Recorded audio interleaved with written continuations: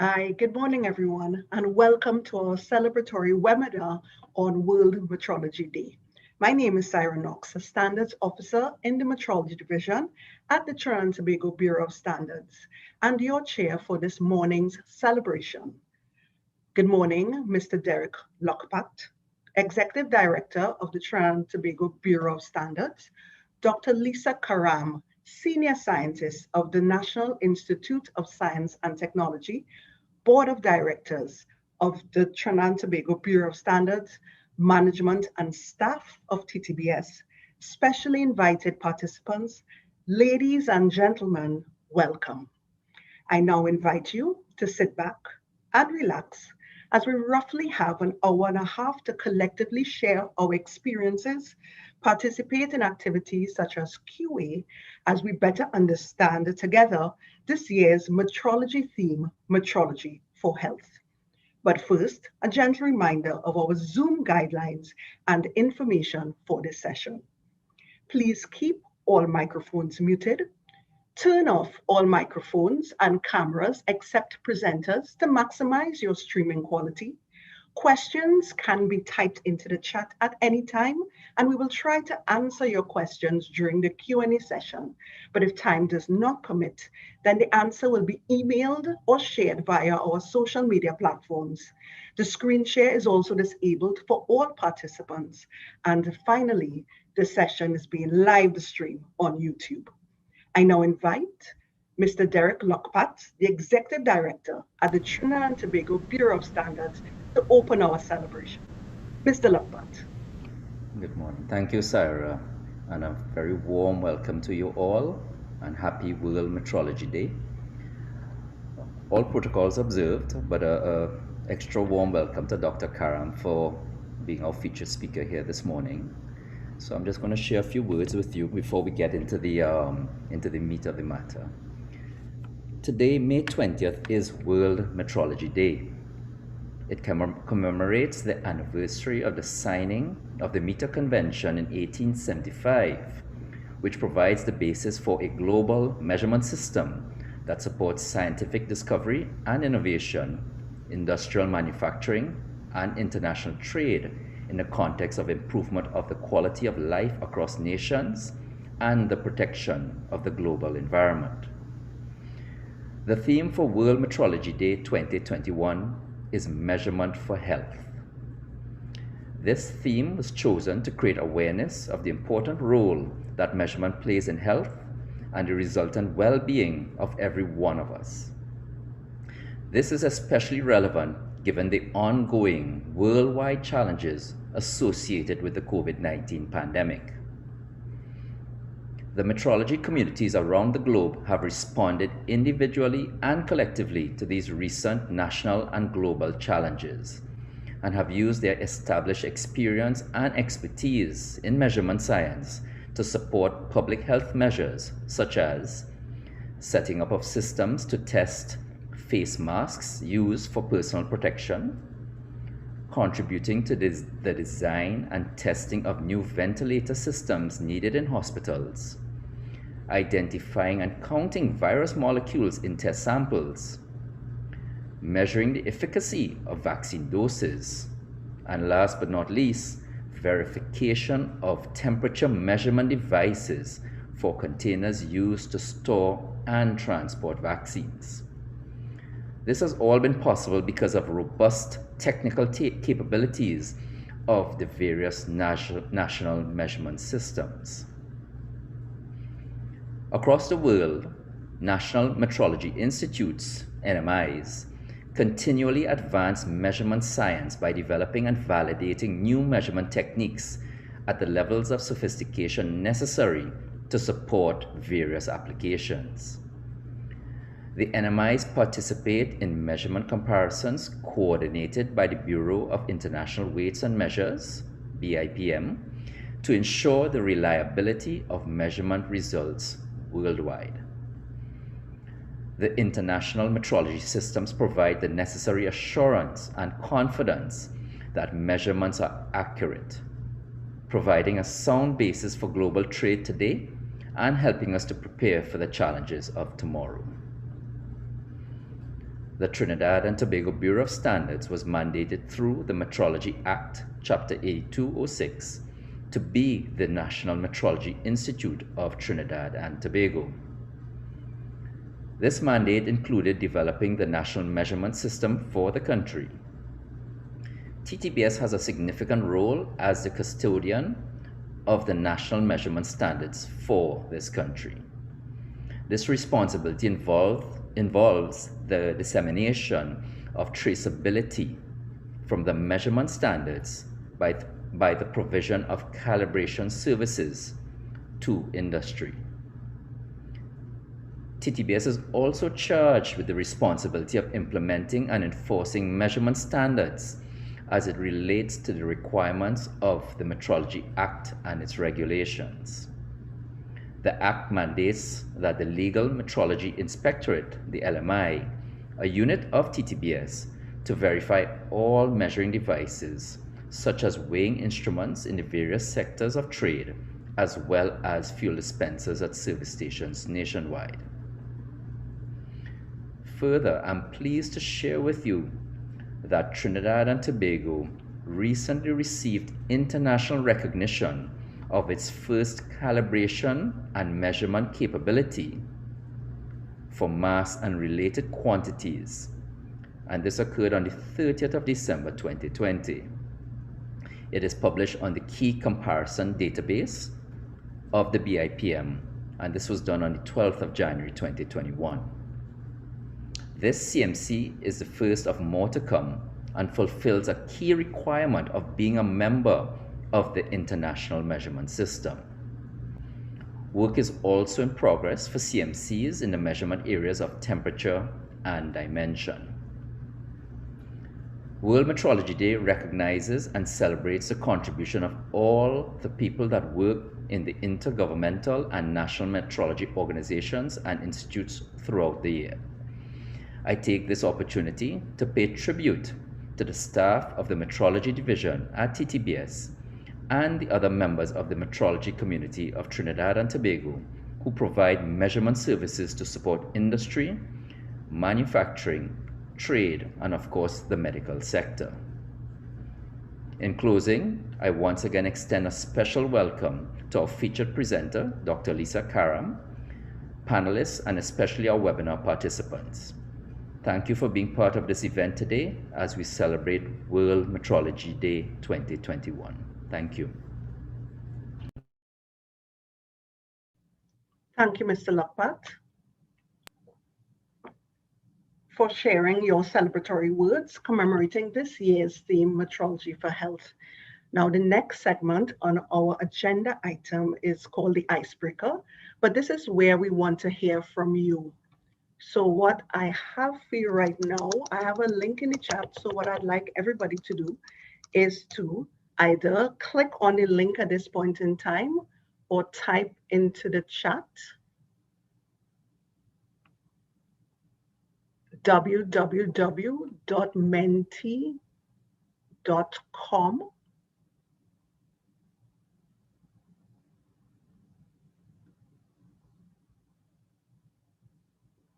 After you enter that, then you'll be asked to enter in a code. And let me try to share my screen with you at this point in time so you can see the code. I will also type it into the chat for you, or you can quickly take it down as I say it. It is 7695 3331. Okay? 76953331, and let me see if I can share my screen so you could also see it as well.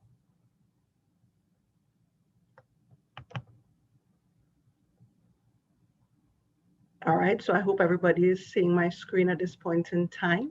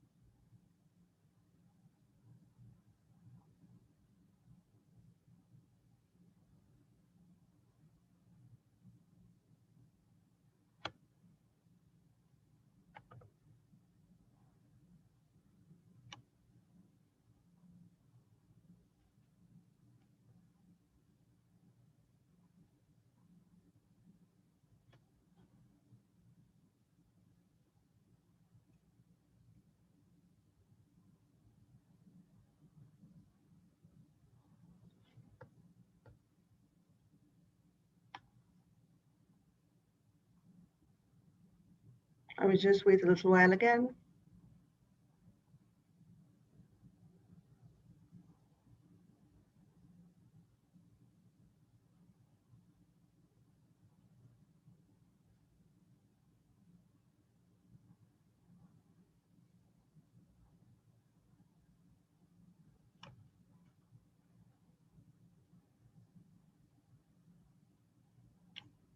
Okay, and the question is, why is measurement important?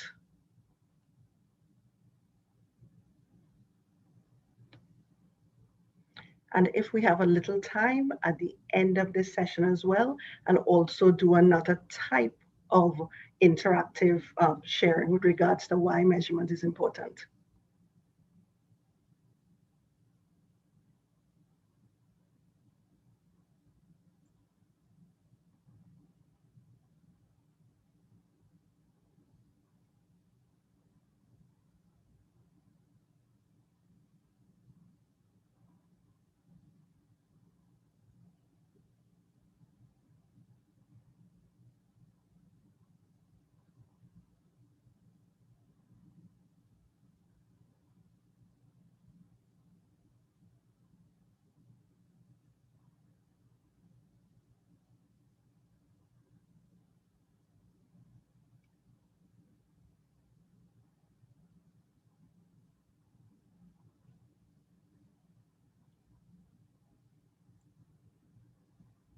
Okay, thanks everyone for sharing, and we'll have another opportunity at the end of the session to also do this interactive session again.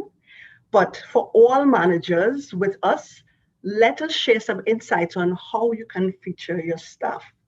The next speaker has worked at TTBS for just over 16 years and is the manager of the Metrology Division, where she manages 3 divisional units, namely the Calibration Services Unit, the Legal Metrology Inspectorate Unit, and the Standards Laboratory Unit.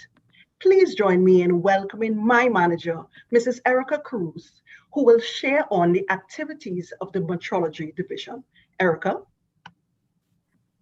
Thank you, Sarah. Good morning, everyone, and happy World Metrology Day to you. I am quite pleased to present on the activities of the Metrology Division. So our mandate comes from the Metrology Act number 18 of 2004, the Metrology Regulations and Quantities of Goods Regulations, which came into effect on the 1st of May, 2015. And this mandate gave us a number of roles and responsibilities to fulfill. 1, develop the national metrology system and implement the regulatory framework as mandated by the respective national laws. The primary metrology laboratory, which is to develop the national measurement standards and disseminate their accuracy to industry and users in the country. Establish and maintain the national measurement system, giving technical support to the network of secondary and tertiary laboratories. Provide traceability to the national system and through it to the International System of Units, the SI. We also represent the country in the Regional Metrology Organization, which is the Inter-American System of Metrology, SIM, and the Worldwide Metrology System, coordinated by the BIPM.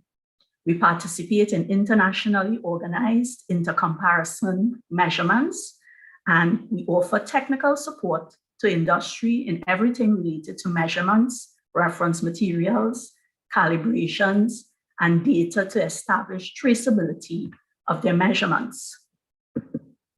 Some of the services that we provide in standards and calibration is the calibration in the area of mass, weights and weighing instruments, dimension, temperature, humidity, volume, density, pressure, torque, electrical, and time.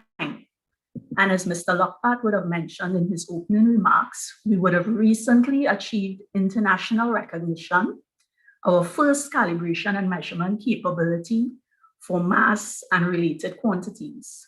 This was approved by the BIPM on the 31st of December, 2020, and was published on the Key Comparison Database on the 12th of January, 2021. And we are currently in preparation for CMCs in temperature and dimension. Onto legal metrology. So the Legal Metrology Inspectorate conducts verifications in the following areas: weighing devices at supermarkets, markets, industry, couriers, food sold by weight, hardwares, airport baggage scales. Wherever devices are used in trade, it requires verification by the Legal Metrology Inspectorate. Also for volume devices, throughout the country, fuel dispensers are verified. And just recently, the launch of CNG dispenser verification would have started. To be implemented is the quantities of goods regulations, where prepackaged goods would be tested and monitored for determination of the correct quantities. So this is a brief summary of the activities of the Metrology Division. And I now want to share some highlights of the staff of the Metrology Division and the activities that they currently undertake. And I'm thanking you in advance for your attention.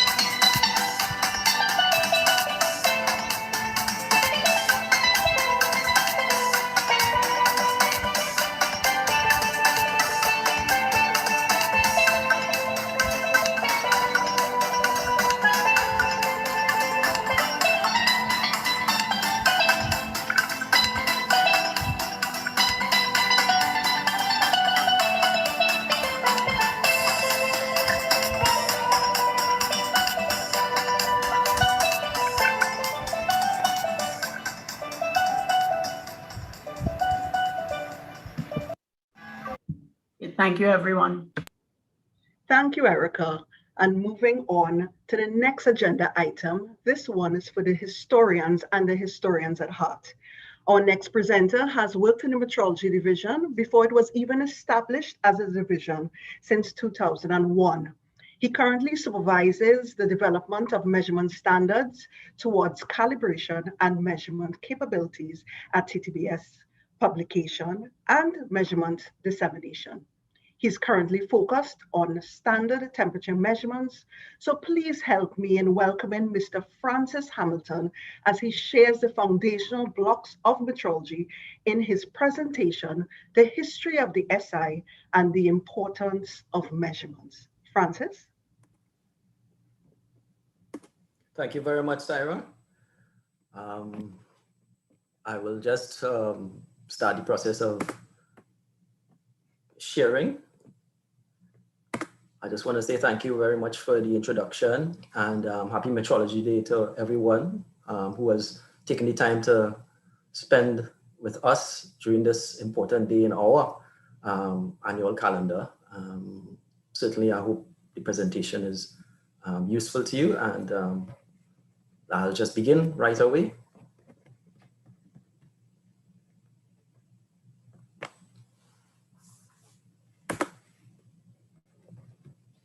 Okay, so the importance of measurement and the SI, right? It's something that we who work in the area tend to have a little issue with, because sometimes the value of our services and stuff is not often recognized by those who we would want it to be recognized by. But we know it's important and we continue, but hopefully this will help add some color to what exactly we do in a certain form. So currently, measurements are everywhere.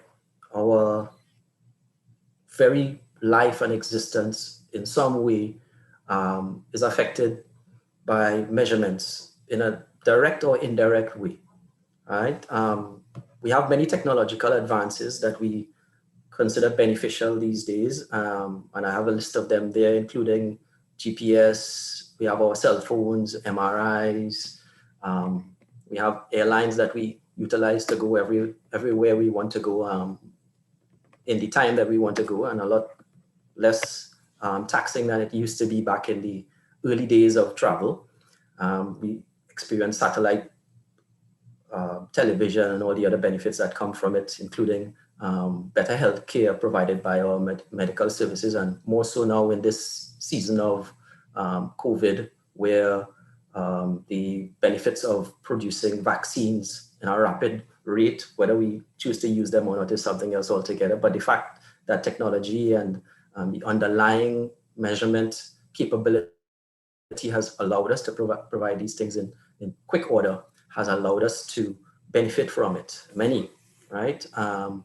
But what a lot of us don't recognize is the underlying measurement infrastructure that allows this to happen. As you can see, a few examples there of some of the toys and tools that we benefit from and use a lot these days, but without sometimes recognizing that without the measurement infrastructure in place in a definitive and firm way, we would not be enjoying these benefits from technology and et cetera, et cetera. Measurement and metrology, I should add, is often unseen but vital, right? It has played a significant role in us enjoying a longer lifespan, greater quality of life, better healthcare. We have mass manufacturing producing all the iPhones and all the other stuff that we desire in diverse parts of the world.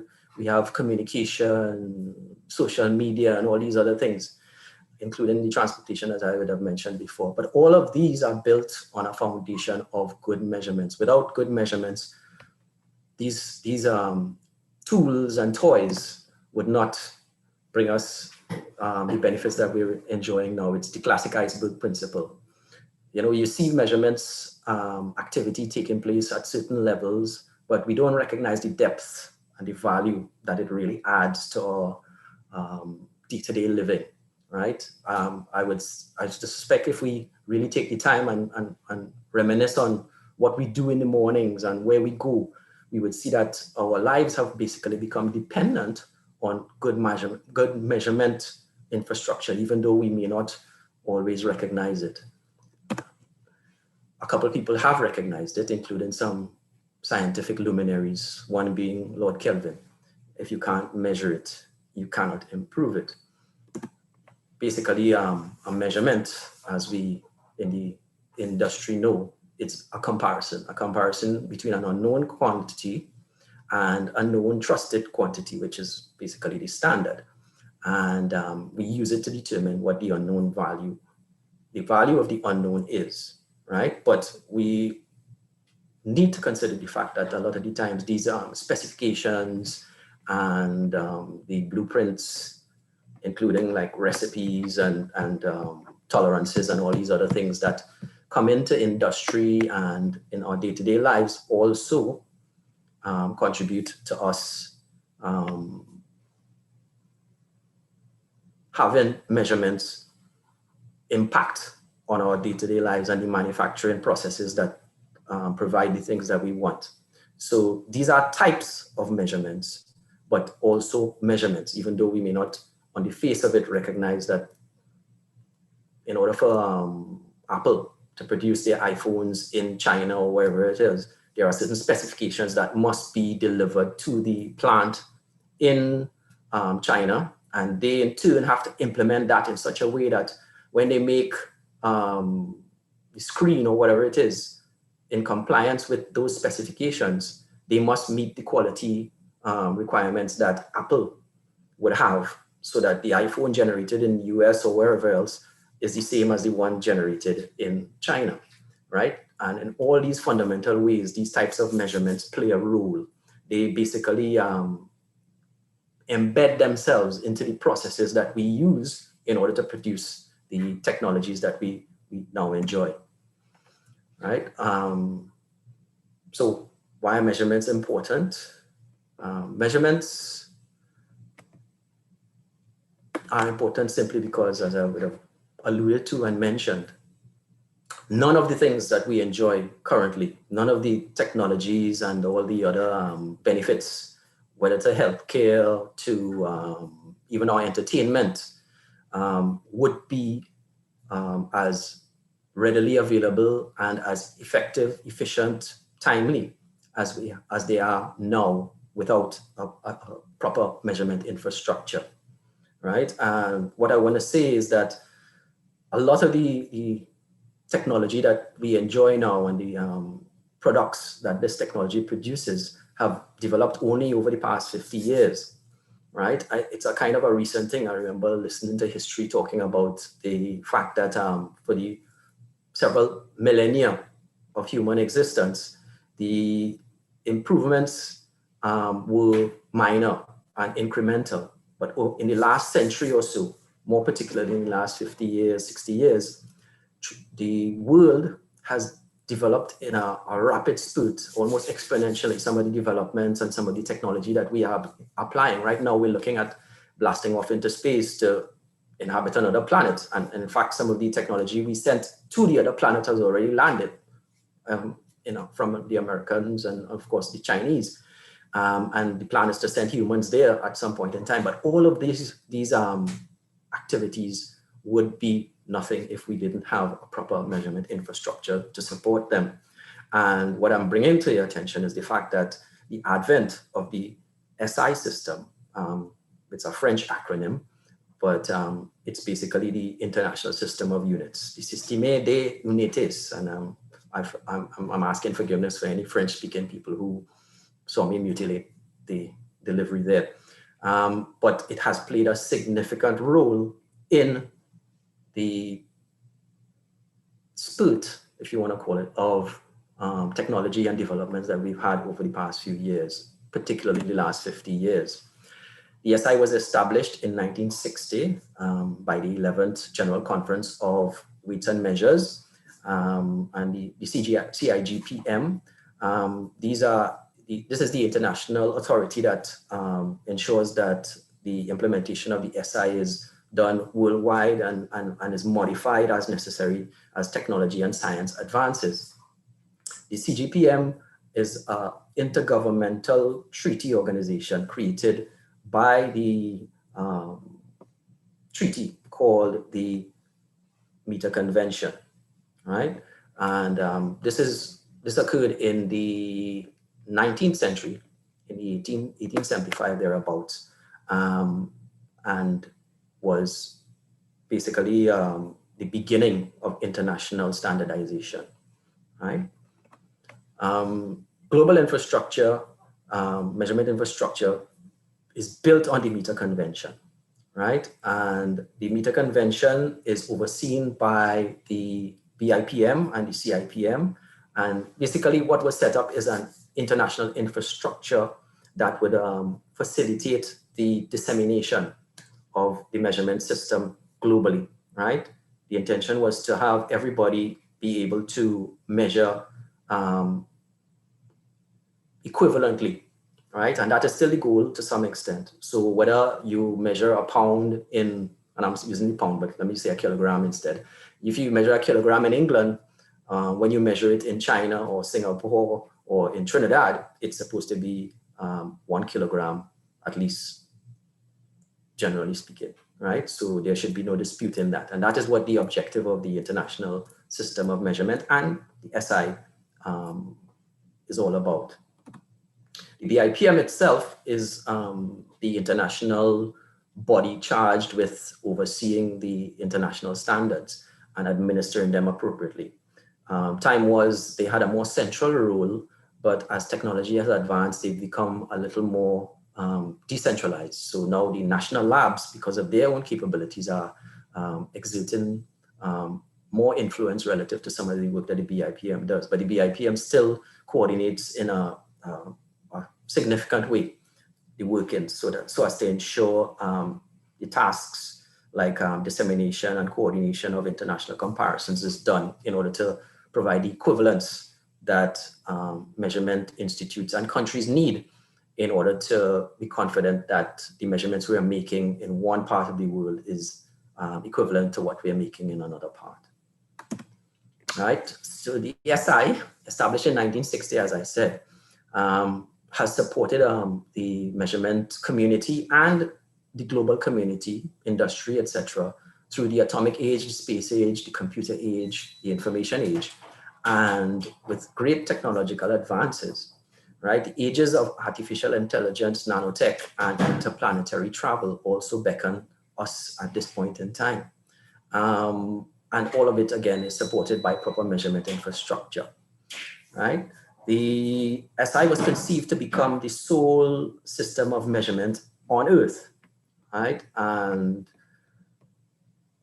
even so, as knowledge has advanced and technology has advanced, the SI system has also to advance, right? And a little later on, you'll see where it began to some extent. But the idea is that we can only do what we are capable of at that point in time. And the SI, as well as the measurement systems that we utilize, change as the technology that we develop change, because certain information, scientific knowledge that would have been utilized at one point in time may be modified as we go on. And as you can see, just a quick example that Isaac Newton was basically the main focus when it came to physics and all the other stuff. But when Albert Einstein created his ideas, relativity, etc., it changed the whole thinking when it came to scientific thought. Similarly with the measurement systems, the SI, when we develop standards at a certain point in time, as technology and knowledge increase, we may find that we need to modify over a period of time. And this is what has happened with the SI units, right? SI began in 1960, but soon thereafter, in 1967, 68, the second, one of the base units, was changed. In 1971, the mole was added, right? Initially, there were just 6 base units, but then the mole was added as we understood the role it played in some of the chemical work that is so important in our modern world. In 1979, there was a change in the definition of the candela. And the meter itself, though initially conceived as a length of platinum iridium, oh, I'm just getting notified about my timing, so I'll do a little hurry up. All right, so just as the meter itself has been modified as well in a way that defines it relative to the speed of light, it was observed, generally speaking, by the scientific minds, that when we define our units relative to universal constants, it allows us now to be able to develop even more accurate. It gives us the flexibility to develop more accurate and more precise realizations of the standard.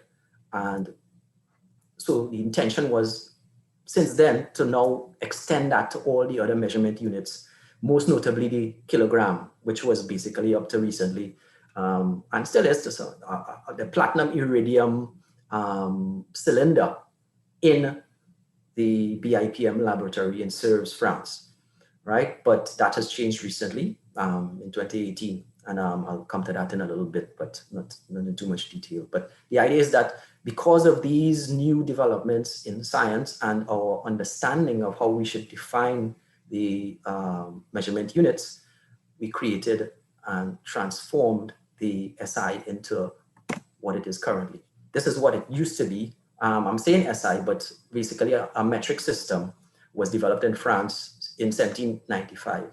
This formed the basis of what would later become the meter convention and ultimately the SI units that we use today. But in 1789, you could see what the units were.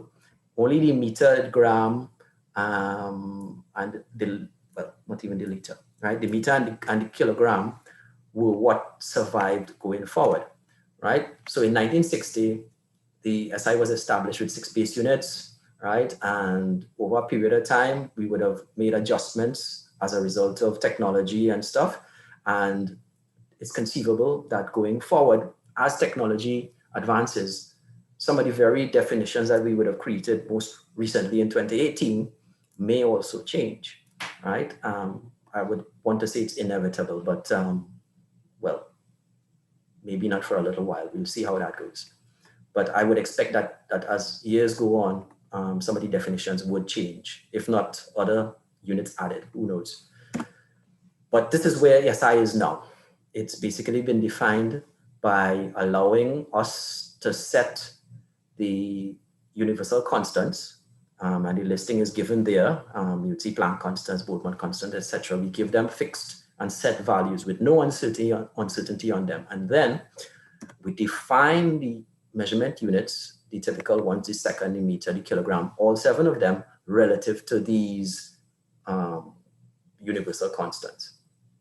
This allows us, as I said before, to now use our minds and the scientific equations that have served us so well over the years to now create realizations of these units that are even more accurate. And this would in turn allow us to do even greater scientific work and greater technological advances as we go on, with the concept that ultimately if knowledge allows us to now modify these as we go on, we would. Because I guess at the end of the day, as a scientist, you can never have something too accurate when it comes to delving into the fundamentals of physics and the other things that flow from that. All right. In summary, I just want to say that the SI the SI international and national measurement infrastructures play a fundamental role in economic, scientific, and industrial development, and they feed into us benefiting with health, safety, environment, trade, commerce, economic growth, etc. And we're experiencing it right now. Unfortunately, with the COVID cloud over it, it's gotten a little bit of a damper, but I have no doubt that once, hopefully we get through this COVID situation rather quickly, knock on wood, we'll get back to economics and sending people to Mars and to the moon, etc., etc.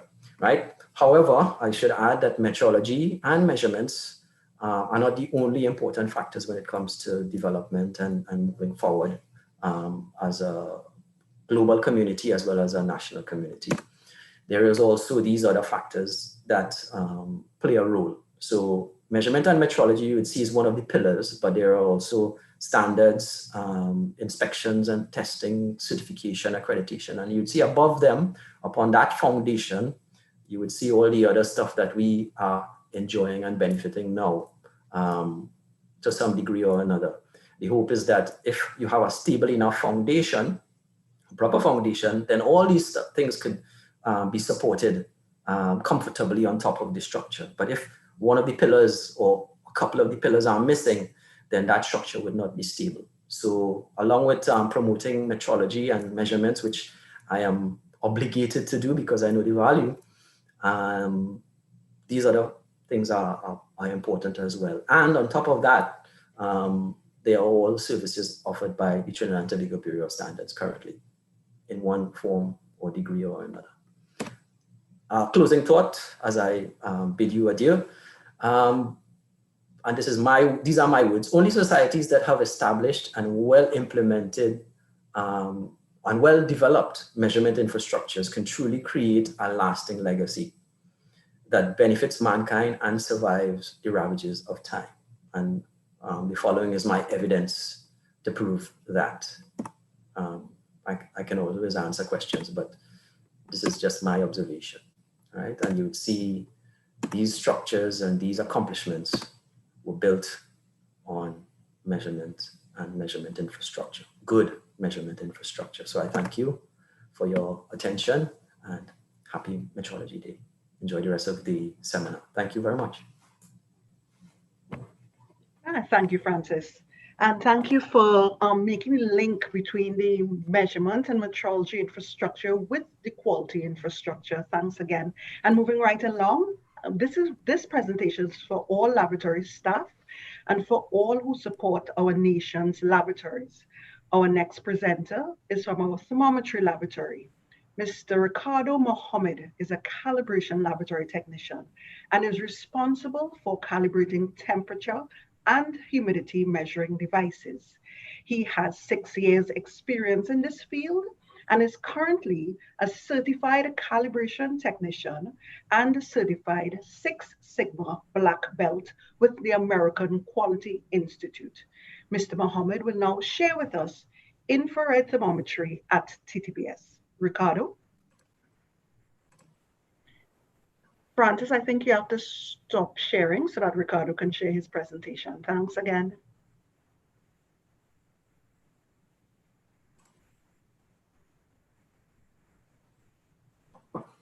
Hi, good morning, everyone. Are you guys seeing my screen? Not yet, Ricardo. Hold on. Francis, could you stop share on Zoom so Ricardo can share? Yeah, working on it right now. Okay, thanks a lot, Francis.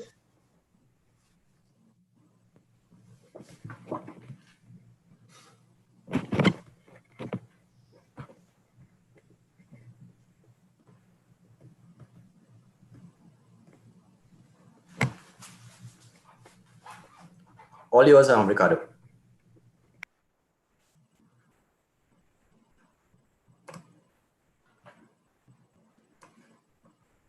Hi, good morning, everyone. I'll be presenting the calibration of infrared thermometers. So firstly, what is an infrared thermometer? An infrared thermometer is simply a non-contact thermometer that measures infrared radiation emitted from a surface of a material.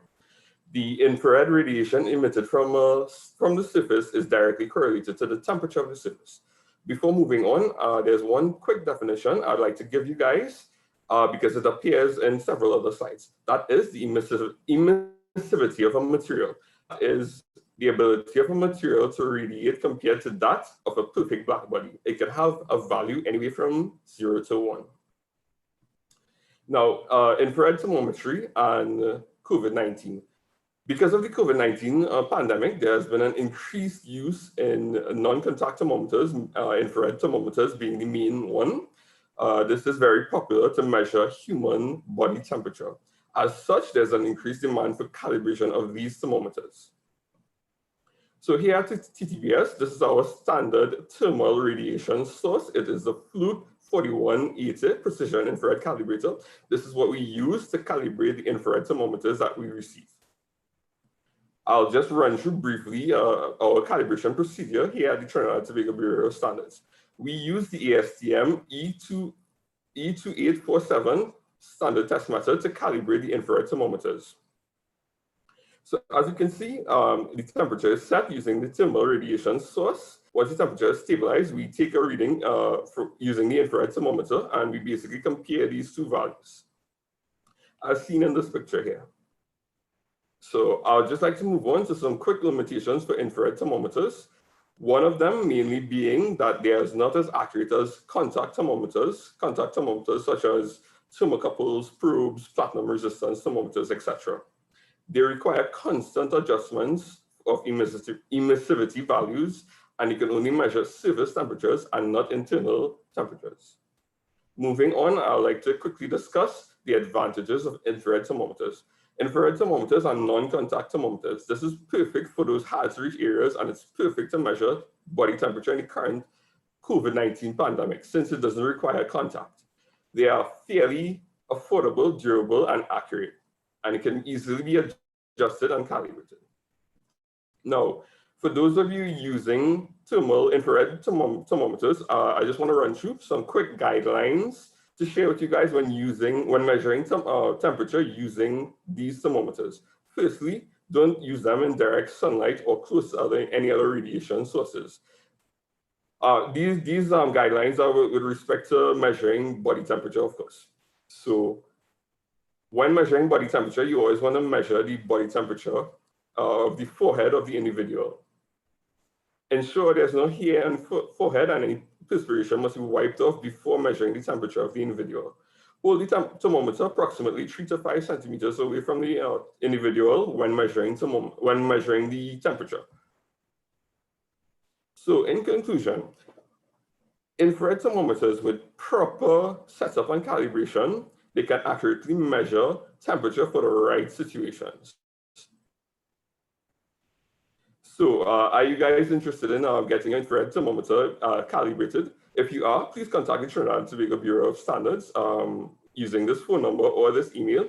I will include this flyer in the chat, and this will bring my presentation to an end.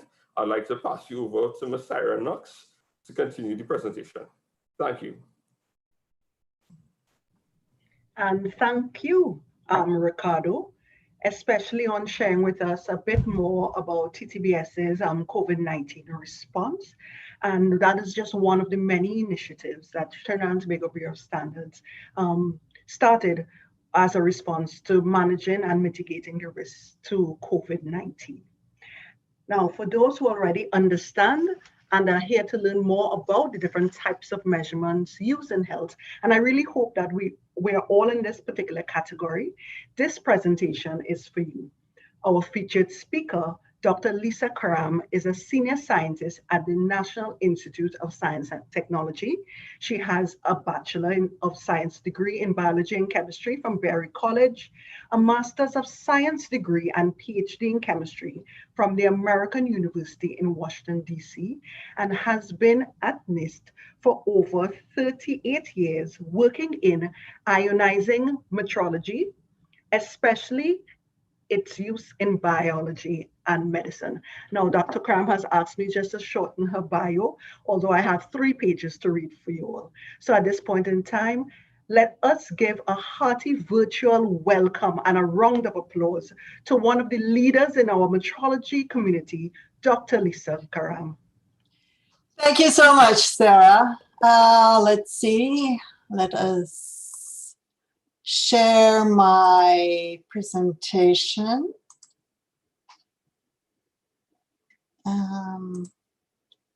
I think you can see it now, my presentation. Yes, you're good to go, Dr. Karam. Okay, thank you. Please call me Lisa. As I was introduced, yes, I've been in metrology for 38 years now, and I feel like I have had a lot of experience in the SI and in the role of the BIPM. But what I want to talk to you today a little bit about is specifically the importance of ionizing radiation metrology in healthcare. Now, We all are very familiar with the physical tools used in healthcare. We just heard about thermometry. Temperature measurements are very important. Also, light measurements are important. You see the pallor of the skin or the change in the gum colors. Electrical measurements are also important. There are many, many physical tools that are critical in healthcare and in medical applications. Ionizing radiation, even though many places and many people aren't aware of its role, is equally important. In fact, the use of ionizing radiation, either X-rays or charged particles or gamma rays, have been used in medical applications and in healthcare since their initial discovery all the way at the early part of the 20th century.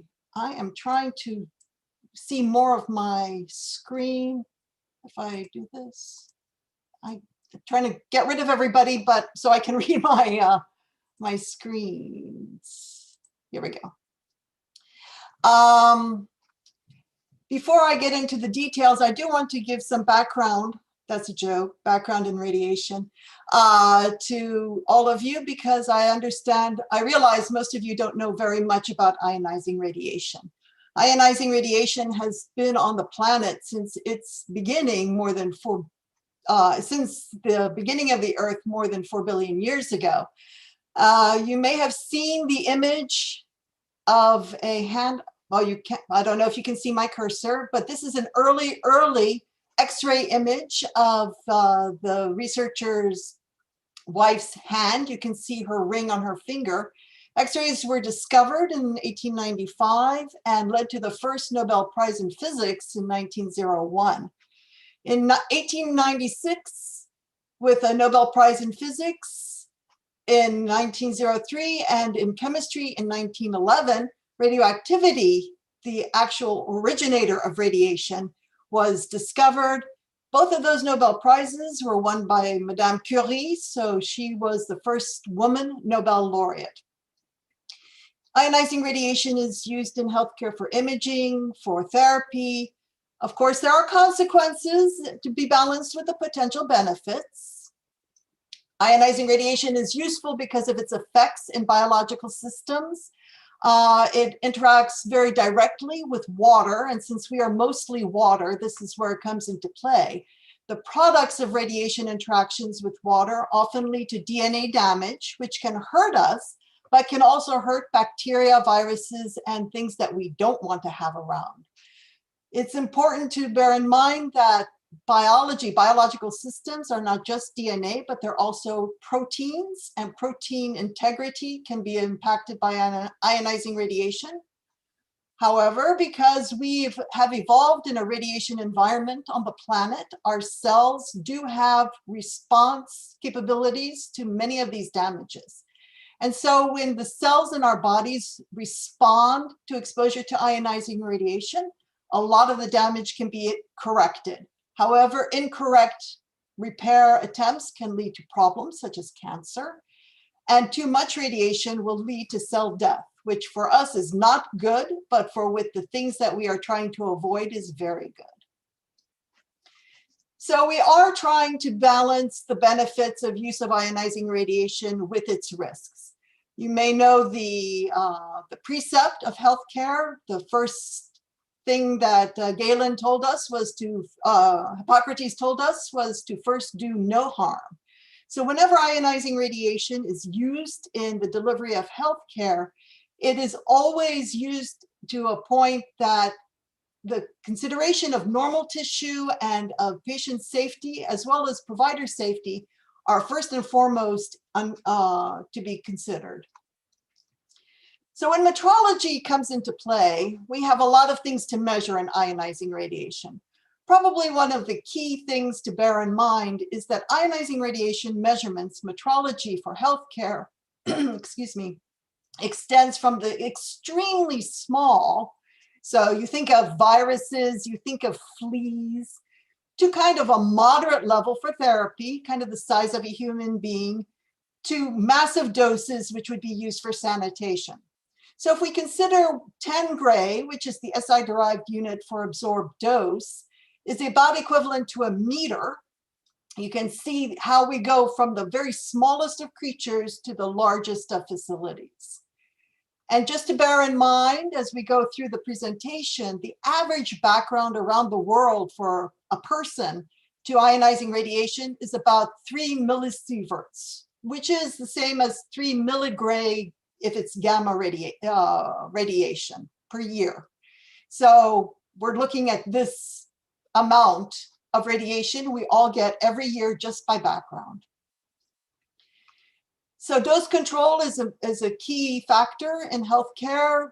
You need enough dose to get the job done, but you also need to make sure there's not so much dose that you hurt the patient or damage the material you are irradiating.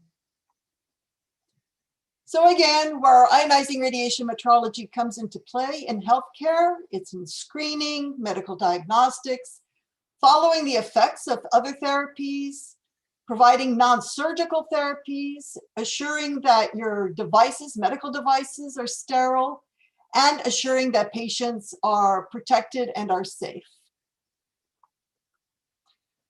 So since I've been at NIST for a very long time and I best know what NIST does, I'm going to talk a little bit about the specific measurements that we do at the National Institute of Standards and Technology in the United States. Although I'm talking about the NIST, you should be aware that these kinds of measurements are done at NMIs around the world. We have a community of several dozen national measurement institutes and designated institutes, since not all NMIs do ionizing radiation measurements. We have several dozen participants in the international metrology community and the international measurement system for ionizing radiation. So at NIST, we do theoretical dosimetry, do calculations to determine the best distribution of dose in a tissue. We also do measurements, direct measurements to assess the absolute dose, the absolute activity. We do quantification and help the pharmaceutical industry. And we are working towards innovations for personalized medicine. In the end, we are providing critical radiation measurement infrastructure to assure the safety and efficacy of healthcare. All of you at the TTBS are quite aware that there's always more to do than you have time or personnel or funding to do it. So we also have to prioritize our metrology efforts. And to do that, we rely on our customer base. CERMS is Council on Ionizing Radiation Measurements and Standards. It is representing governments, industry, and academia. Every year they give an overview of where the highest metrology needs might lie. Specific healthcare advocacy groups such as the American Association of Physicists in Medicine, Society of Nuclear Medicine, Radiological Society of North America are able to give us a clinical perspective of where our metrology can best fit. Manufacturers and standards development organizations rely on our metrology and our measurements in order to support the quality assurance that clinicians are able to follow. Of course, there are government agencies in the US. We have regulators around the world. There are regulators on the use of ionizing radiation. They too have metrology needs. And one of the big things that NMIs do is to participate in international metrology efforts such as comparisons and recognizing each other's quality management systems. So why measurement standards? We heard a very nice presentation earlier on in today's meeting on this, so I won't get into too many details, except to say that when it comes to ionizing radiation traceability, it is complicated by the fact that transporting throughout a country or across borders, something that is radioactive is heavily regulated. Not only that, but we are very conscious of the safety considerations.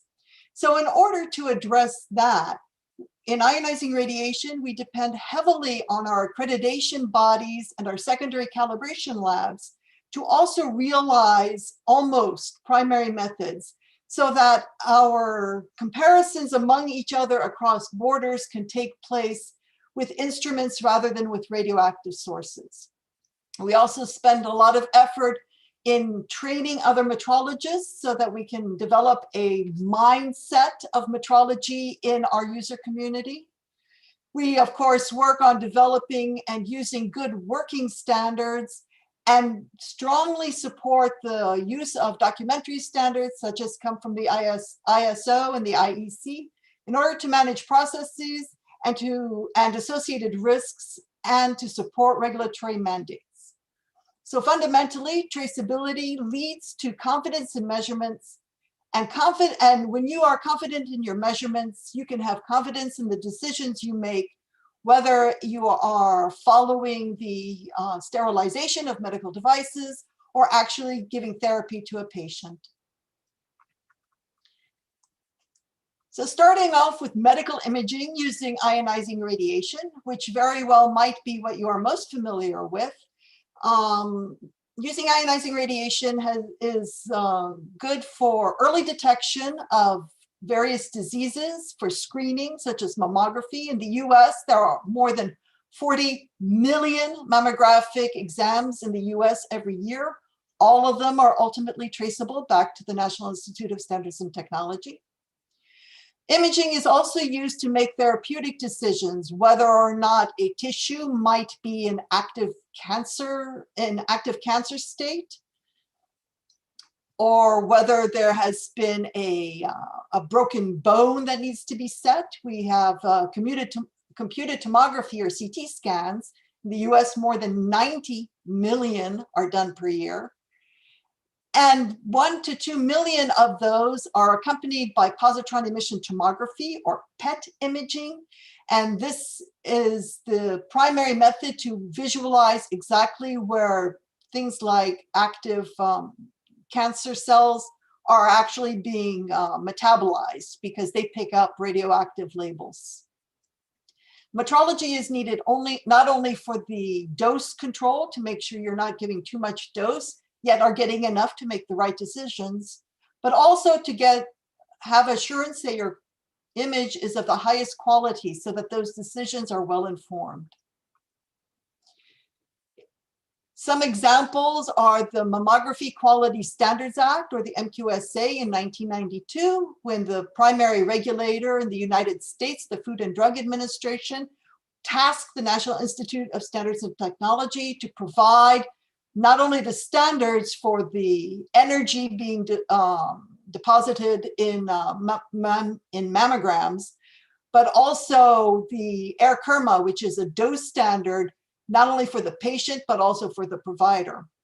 This is supporting more than 8,000 mammographic clinics in the United States.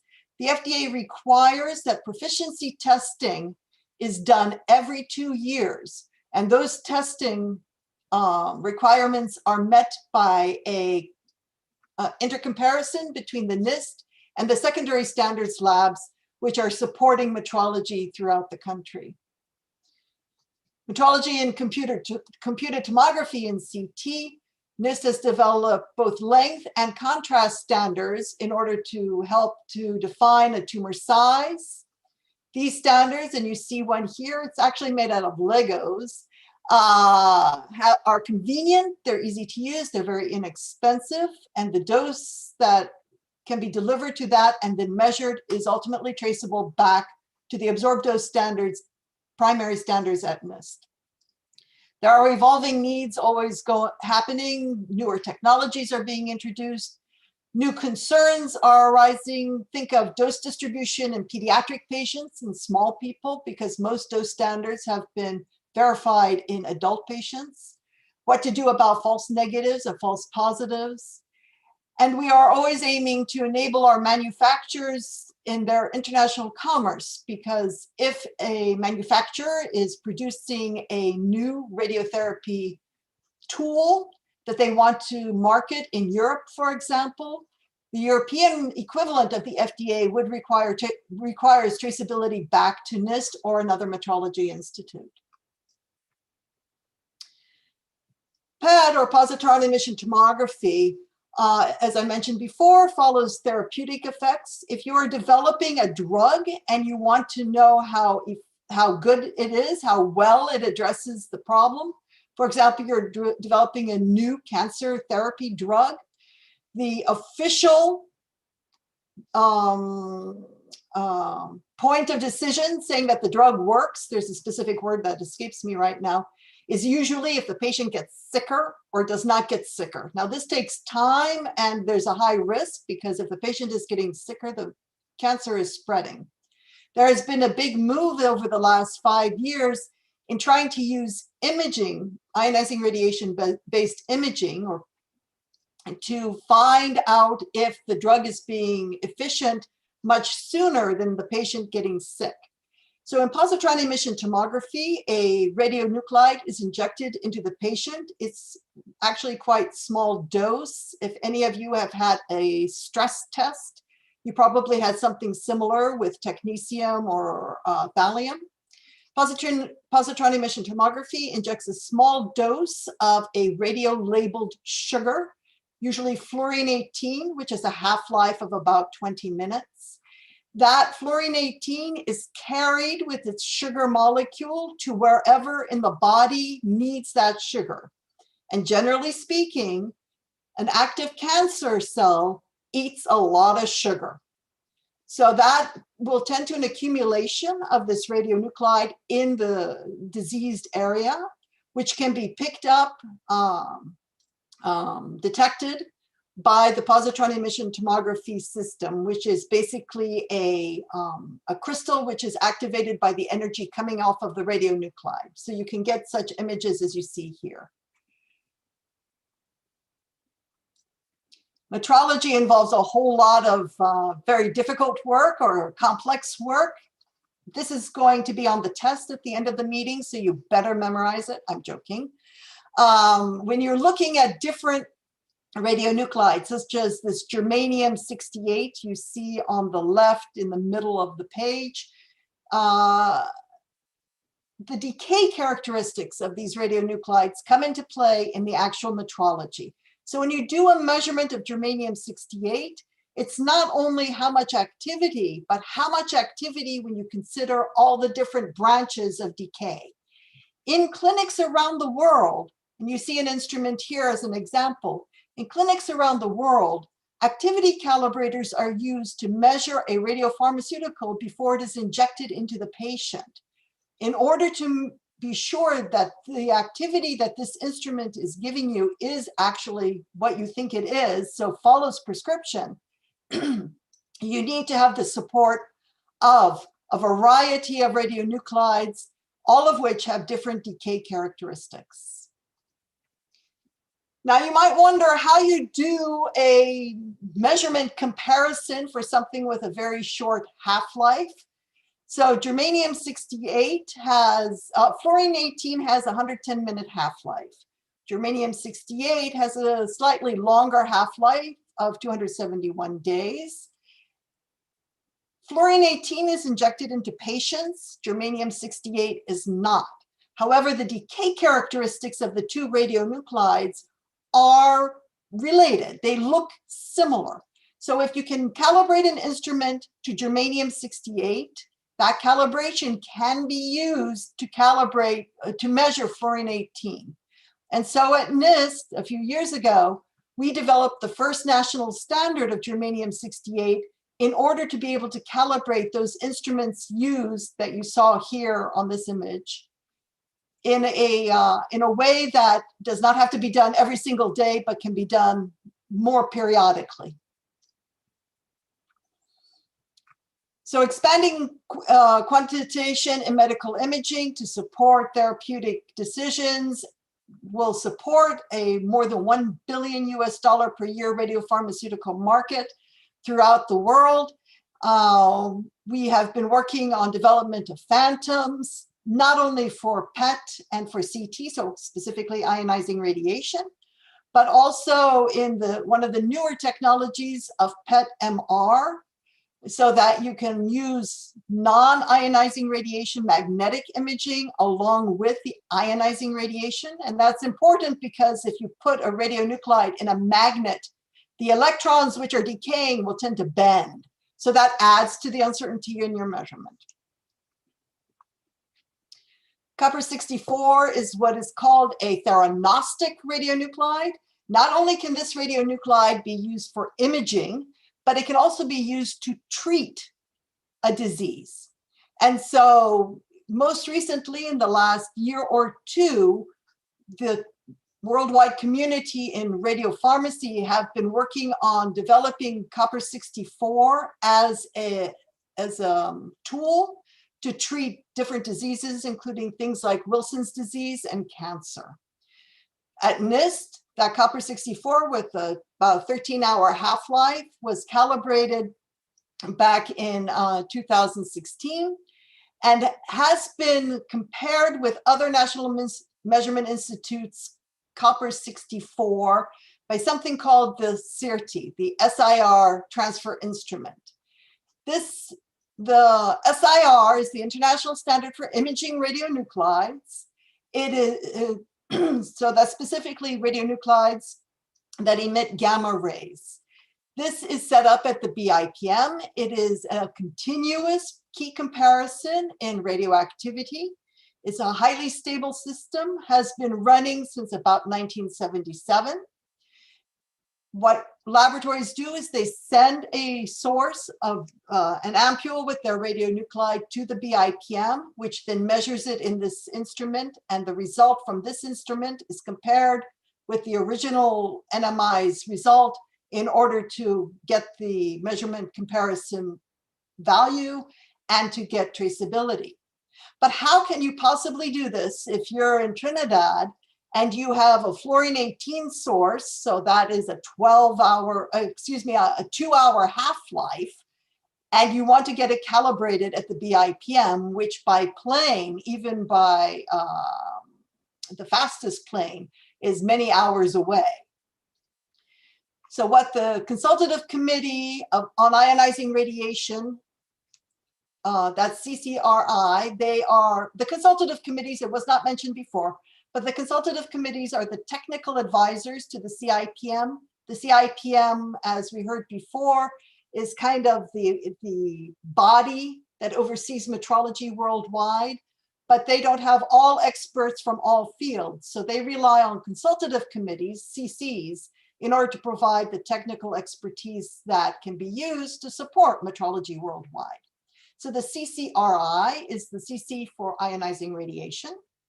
And they work to support the BIPM to develop a transfer instrument. So rather than sending your fluorine-18 to the BIPM, that transfer instrument comes to your laboratory and you can measure the fluorine-18 right in your own laboratory. That started with technetium-99 metastable with a 6-hour half-life, but now has been used around the world, everywhere from Canada and the United States, down to Argentina and Brazil, to Mexico, to China, and in Europe and in Africa. Oh, and in Australia as well. It's been used everywhere. Right now in SIM, so that is the Regional Metrology Organization of the Americas, including in the Caribbean, we are working to develop a SIM version of this instrument so that we can support the smaller laboratories who are not able to host the BIPM. Radiation, of course, and as you may know, is used in therapy. There are two ways to use radiation in therapy. One is to irradiate from outside the body. The other is to irradiate from within the body. Always we're looking at what's called the Goldilocks philosophy. So enough dose to treat the disease you're trying to treat, yet not so much dose to damage the surrounding tissue. It is key, metrology depends heavily on computation and theoretical determinations in order to map out what the dose should be distributed in the tissue. We must never forget the people who are actually applying these treatments to their patients. They too require metrology to support their protection from ionizing radiation. But I'm not going to talk about the TLDs, the little badges they wear, but NMIs also calibrate for those. So about half of the cancer patients in the United States and probably worldwide are at one point or another treated with ionizing radiation, external X-ray beam, external beams.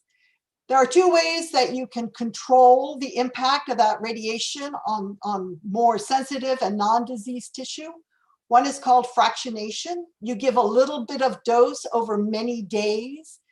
After each dose, the body has a chance to repair any damage that has happened.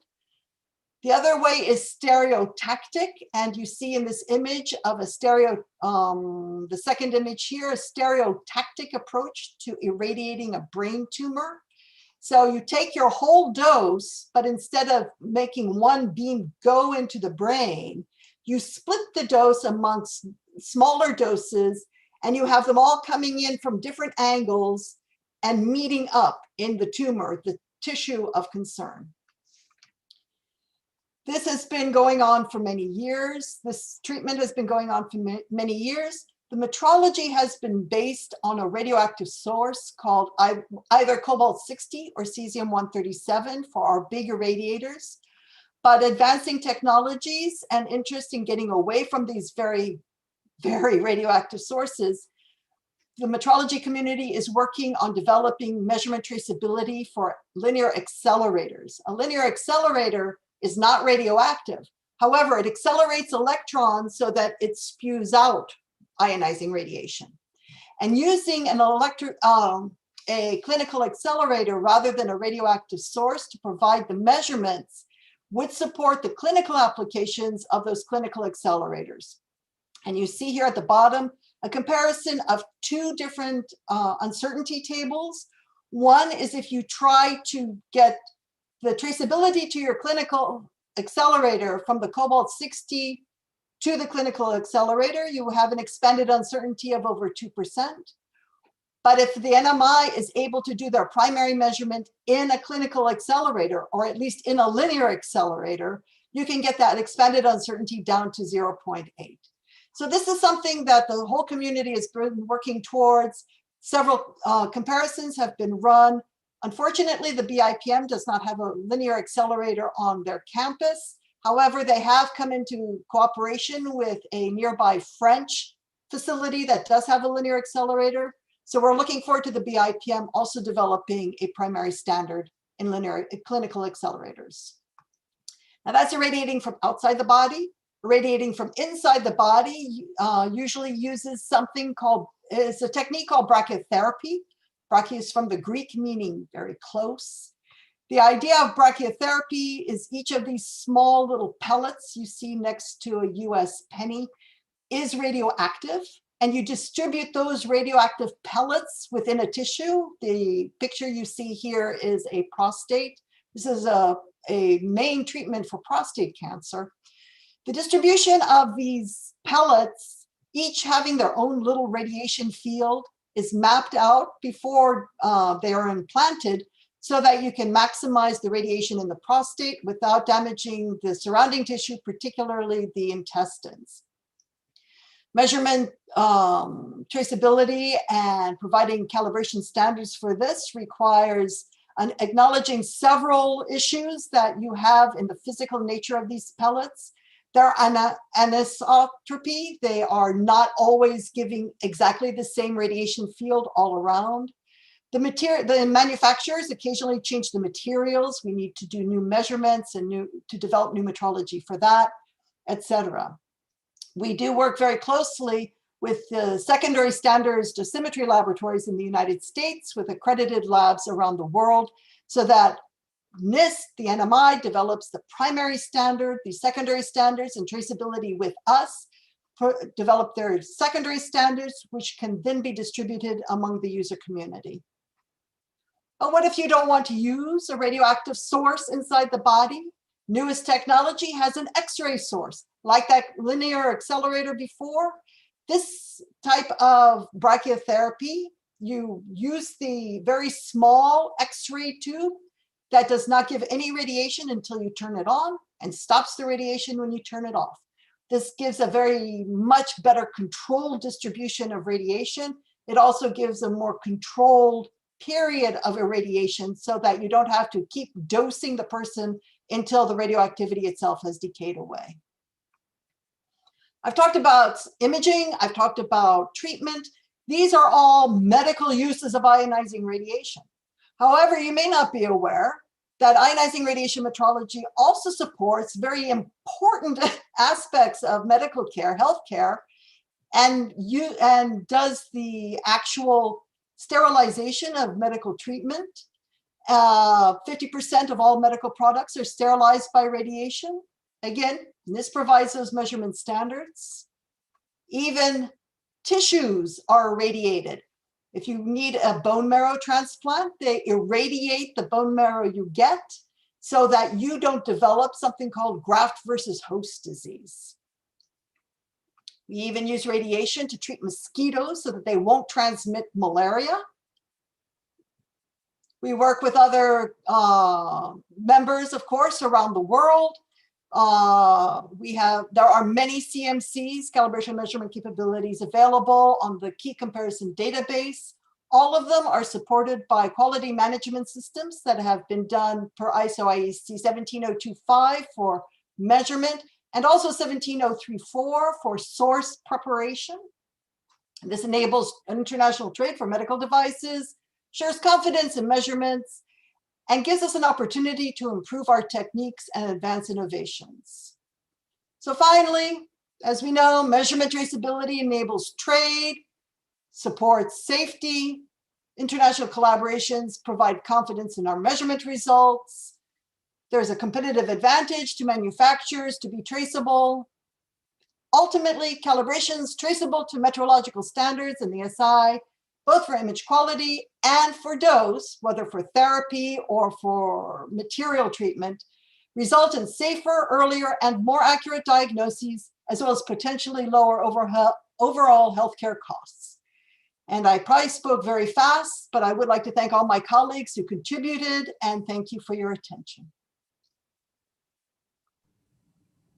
Thank you very much, Dr. Karam, for taking the time and sharing with us your expertise on ionizing radiation at our national celebrations commemorating this World Metrology Day themed measurements for health. I particularly enjoyed your presentation because you showed a diverse application of ionizing radiation. You also described for us the complex traceability chain for ionizing radiation and the NMIs and certainly Trinidad and Tobago Bureau standards. We look forward to participating in any of the ionizing radiation activities given to SIM and disseminated to us. So again, Dr. Karam, thank you. Please call me Lisa. Thank you. No problem, Lisa. I think this presentation, though, is a great segue to our next agenda item, Q&A. If you have any questions, I invite you to share it with us in the chat at this point in time. And simultaneously, I'll just take off my video because while I read the questions that were there, I also want to try again to create this word cloud. It didn't happen for us before. So I invite everyone, if you don't have a question, to please click on the link that I just shared in the chat.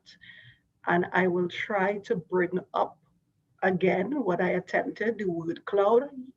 Excellent. Now, remember, this feedback is important to us in managing our customers, in managing what we all think about measurement, as well as what we understand about measurement, especially after those presentations. So I'm just going to take 2 minutes for everyone to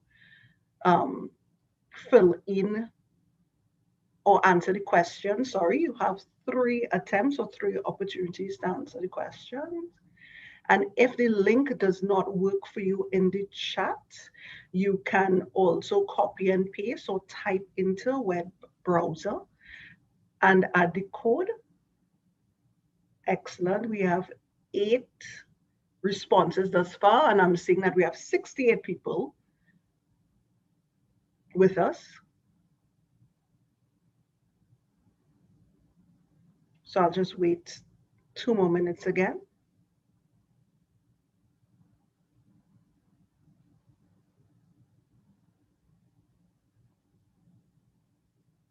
And this can continue. So even if you did not get the opportunity to participate, you can still participate before the end of the day as we continue our celebrations with World Metrology Day.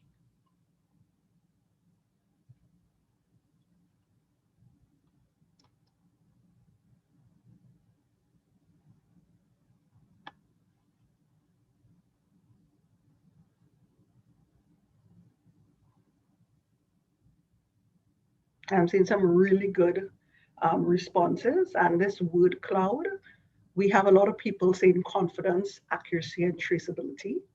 That's why it's bigger than the rest of the words, but all the words are important. All the responses are important, especially to us. So while we continue to look at our word cloud, we have one more agenda item. But before we close the celebrations with a vote of thanks, I want all our calibration customers to provide valuable feedback to us. So after you've completed the word cloud, I want you all to click on the link where you can now add feedback on our online customer satisfaction form. We also take the opportunity to hear back from you. And I know during the day, as well as during your busy schedules, you don't have an opportunity to provide feedback. But this feedback is necessary in managing our customers' expectations and is a key input into our quality management system. So please do not leave this session without completing the form. I now would like Mrs. Erica Caruth, and I will stop sharing my screen, but feel free to add to the word cloud. I now invite Mrs. Erica Caruth to end us off with a vote of thanks. Okay, thank you, Sarah. And to end this session, I want to give heartfelt thank you to, of course, Mr. Derek Lockpat, our Executive Director, for his welcome remarks and for his continued support. Of course, to Dr. Lisa Karam, who wants us to call her Lisa, for being our featured presenter today and for taking the time to share your expertise on ionizing radiation metrology for health care. We really appreciate your time with us today. To the Board of Directors, TTBS management and staff, to the metrology staff for your hard work and dedication, for the presenters, Francis Ricardo, for Sarah moderating this morning's session, and for Avinash, our behind the scenes coordinator, thank you. And of course, special thanks to all the participants joining us today. We appreciate your presence in this celebration, and we hope that the webinar was informative and beneficial. So in conclusion, I just wanted to give some encouragement in this challenging time, treating with the COVID-19 pandemic, that we stay safe, we follow the public health regulations, and we do all that is required so that we will return out in safety. And best regards to your family and all the best. So thank you again for joining us today, and do enjoy the rest of your day. And that's the end of our session. Thank you.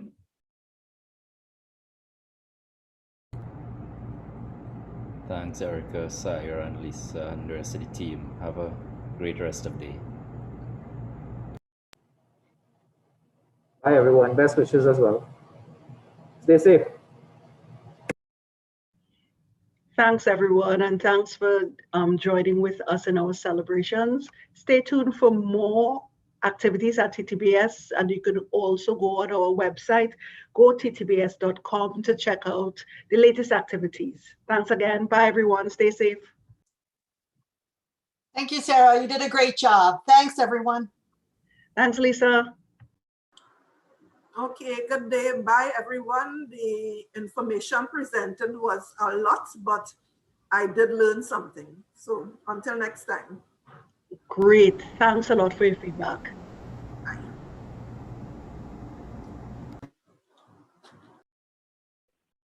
Great job, Sarah. Thank you.